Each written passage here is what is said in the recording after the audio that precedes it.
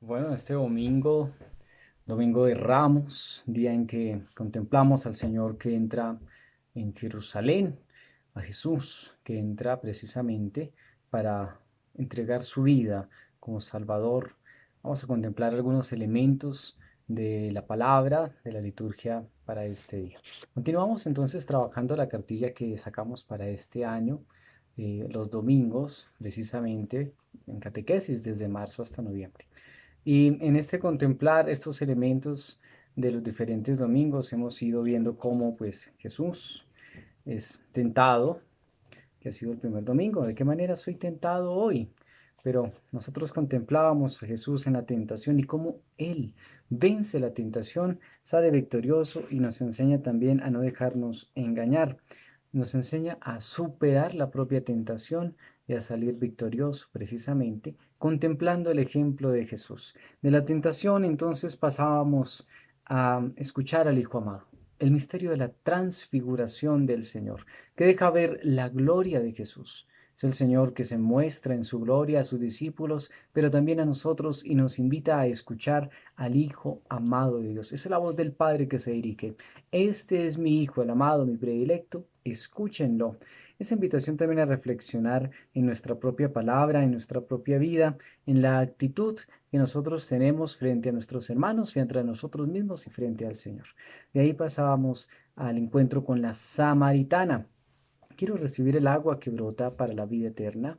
Quiero recibir la acción del Espíritu Santo. Es el encuentro con Jesús. Él es la fuente de agua viva y esa agua que se entrega para nuestra propia vida. Es la sed que hay en el corazón humano, la sed del amor verdadero. La samaritana estaba buscando el amor donde no estaba. Solamente lo va a encontrar en la verdadera fuente de agua, en Cristo Jesús. También nosotros buscamos en esta cuaresma ese encuentro con el Señor, el Dios de la vida, aquel que nos da la verdadera agua que sana nuestra sed y que nos enseña precisamente a amar en verdad. Es mirar adentro en nuestro corazón, mirar cómo estoy viviendo, cuál es mi relación con Dios, con mis hermanos y conmigo mismo. De ahí pasábamos precisamente a contemplar a Jesús como aquel que sana a un ciego de nacimiento, que devuelve la vista a este ciego de nacimiento. Jesús es la luz del mundo. Por eso devuelve la luz a esta persona. Y también es la invitación a contemplar en mi propia vida cuántas cegueras puedo tener, cuánto yo dejo realmente de creer en Dios y me dejo llevar por otras realidades, me dejo convencer fácilmente y no escucho a Jesús. Es el hecho de decir, Señor, sáname de mi ceguera, ayúdame a creer con mayor fe, con mayor confianza en ti. Es el camino que se realiza en Cuaresma, revisar nuestra vida, mirar la conversión, aceptar y creerle a Jesús. De ahí pasábamos hace 8 días precisamente a la resurrección de Lázaro, el signo más grande que hace el Señor. Este signo que manifiesta ya en la entrada final, en la etapa final del camino de Jesús, que conduce precisamente hacia su muerte, porque los judíos deciden precisamente eliminar a Jesús por los signos que realiza, por los milagros que hace. La resurrección de Lázaro implica también la invitación para nosotros a ver la gloria de Dios. ¿No te he dicho que si crees verás la gloria de Dios? Es la invitación a creer en Jesús, a creerle a Jesús. Han sido 40 días que hemos ido avanzando paso a paso, contemplando la persona, el mensaje y la acción de Jesús. Todo con una invitación fundamental, creerle a Jesús. Si crees, verás la gloria de Dios. La pregunta es si estoy dispuesto a creerle a Jesús. En este día contemplamos entonces la entrada de Jesús en Jerusalén. La pregunta que nos hacíamos, ¿qué queréis darme y yo os lo entregaré? ¿Con cuánta facilidad podemos cambiar a Dios? ¿Con cuánta facilidad podemos cambiar a las personas que decimos amar? ¿Con cuánta facilidad podemos inclusive cambiarnos nosotros mismos? Es el hecho de vender aquello que es importante y cambiarlo tal vez por nada. Por eso la invitación de este día es una vez más contemplar a Jesús, que entra en Jerusalén, pero que también quiere entrar en nuestra vida. Jesús que en este día abre esa puerta fundamental de la misión de Jesús, el Maestro que entrega su vida por la salvación de la humanidad.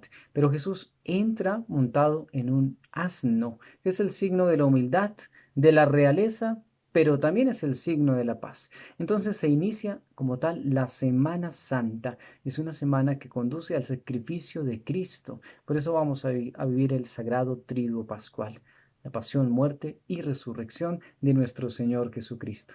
La invitación está en abrir el oído en medio de la dificultad, en medio de la persecución, en medio de esta pandemia, abrir el oído para escuchar una vez más con claridad la palabra del Maestro, la palabra de Jesús. Por tanto, la pregunta es, ¿qué aprobación busco también en este día? ¿Cuál es la aprobación? ¿Busco la aprobación de Dios, la aprobación de los hombres? ¿A quién quiero engañar? ¿A quién quiero convencer? ¿A quién quiero seguir? La decisión está en ponerse, precisamente poner en el centro a los demás y poner en el centro a Dios. Es el verdadero amor. Es lo que manifiesta la segunda lectura. El poner en el centro de la vida a los demás. La acción que hace nuestro Señor Jesucristo decide poner en el centro de su misión a cada una de las personas, cada uno de los seres humanos.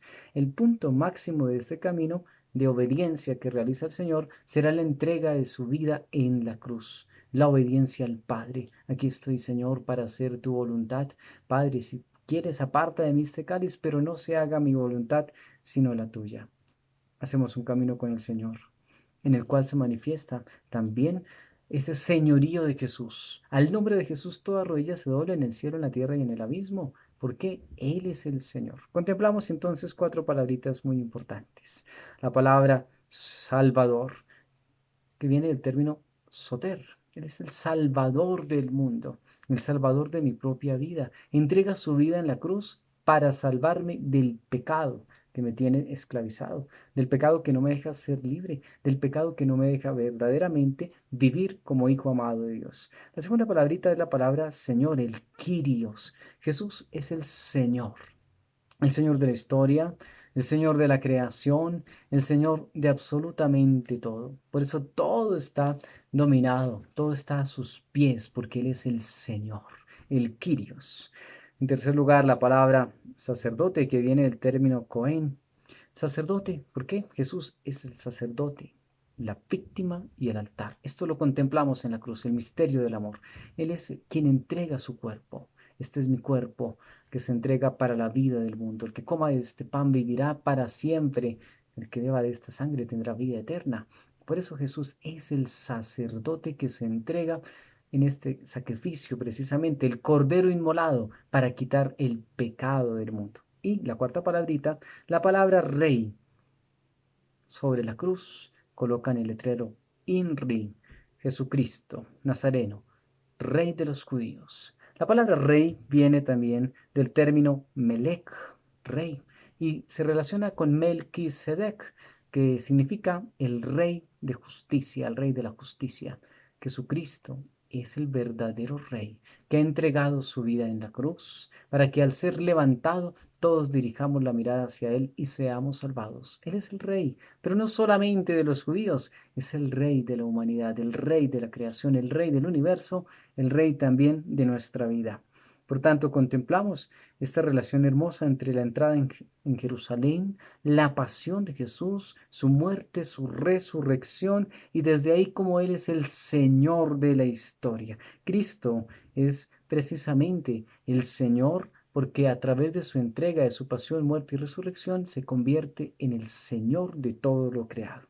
Hay una relación entonces entre el misterio pascual que vamos a vivir a lo largo de estos días y la liturgia. Cada uno de los elementos litúrgicos que vamos a ir contemplando, cada una de las celebraciones en medio de la austeridad, del silencio, de la contemplación, nos van a permitir ver ese misterio hermoso de Cristo como el Señor.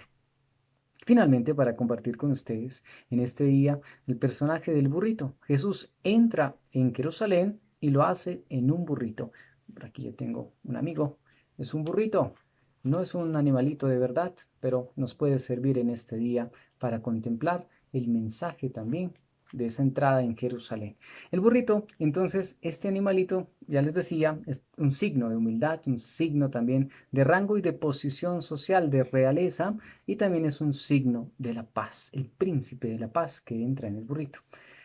Pero también podemos analizar este animalito desde otros puntos de vista, desde otras culturas. El asno es contemplado también como la encarnación de la lujuria, de la crueldad y de la perversidad, representando entonces el instinto animal, inclusive que hay en el ser humano, el yo animal inferior, que ha de ser sometido, que ha de ser superado. La entrada triunfal que hace Jesús en Jerusalén presenta precisamente esa superación de ese yo pasional del ser humano, que se ha iniciado precisamente y sometido en las tentaciones en el desierto, que ya han sido vencidas. Así entonces la entrada de Jesús en Jerusalén, en el asno, representa también la llegada de un nuevo orden. Así toda la gente que recibe con alegría no lo hace como una manifestación de victoria, ya que no lo es. Se debe interpretar como manifestación de lo que está por venir. La entrada de Jesús implica un cambio de época, una transformación, una renovación, pero también un periodo de reparación sobre la humanidad. Estamos viviendo ese cambio de época, esa entrada, esa transformación. Bendito el que viene en el nombre del Señor, porque todo lo hace nuevo. Precisamente lo que está por venir, eso que está por venir, es lo que hace que los sacerdotes lo condenen en lo que sería su misión de salvación, de sacrificio por la humanidad. La entrada de Jesús en Jerusalén implicará el camino definitivo hacia la cruz, que conducirá en su entrega, en su muerte, para la salvación de la humanidad. Por eso Él es el Soter, el Salvador del mundo. Finalmente, la hoja de palma simboliza la victoria y fue asimilado por los primeros cristianos adaptando su significado al de la victoria de los fieles sobre los enemigos del alma. Colocaban palmas al paso de Jesús porque es la victoria de la vida sobre la muerte. Orígenes es quien matiza y expone que la palma es símbolo de la victoria en la guerra interna del espíritu contra la carne. Entonces, nosotros estamos invitados a triunfar. Cristo nos da la fuerza necesaria y nos ayuda y nos invita a hacer este camino de cambio, de conversión. Conviértete, cree en el Evangelio. Es un camino para seguir a Jesús. Recordando al burrito, el burrito tiene una brida y esa brida es para conducir el burrito, también para frenar el burrito, y podríamos relacionarla precisamente con las facultades del ser humano. El ser humano tiene dominio de sí, voluntad y entendimiento. Podríamos decir que está el dominio de sí o está la voluntad, que han de ser controladas por el entendimiento. Pero si la persona suelta esta brida, entonces se deja llevar por sus propias pasiones y emociones y no sigue aquel que es el camino, la verdad y la vida. Recuerda, nosotros somos como ese burrito que lleva a Jesús. El importante es el Señor, el Kyrios, el Salvador de la humanidad. La misión que nosotros desempeñamos es seguirlo a aquel, que es el camino, la verdad y la vida.